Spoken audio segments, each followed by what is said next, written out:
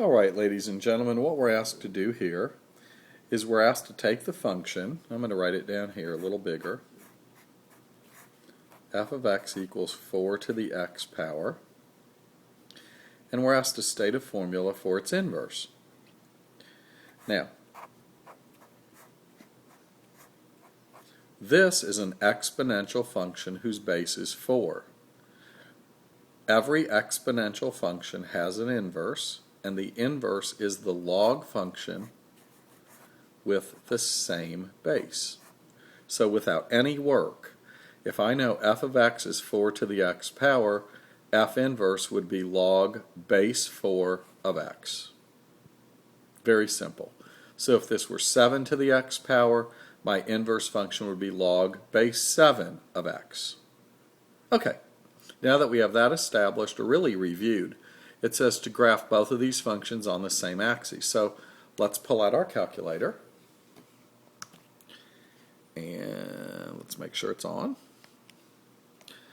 and hit y equals, and I'm going to first enter 4 to the x power, so I'm going to type 4. I'm going to hit the caret key, alright, the power key, and I'm going to hit x. So that's 4 to the x power.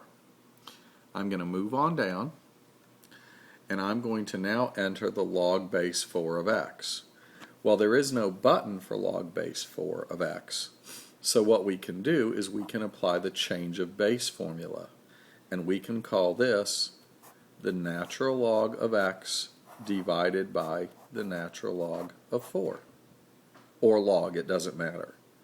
So when I enter the log base 4 of x into my calculator, I apply the change of base formula. So I enter ln x, I close parens, divided by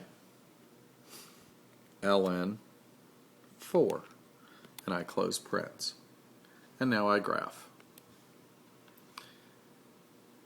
And there are my two functions. Okay, this one is my exponential and this is my log. Now, one other thing I want to show you, and I've showed this in class, but let's review it. If we come down to y sub 3 and we type in x, in other words the line y equals x, and we hit graph, that line cuts right down the middle of those two graphs, so it acts as the line of symmetry.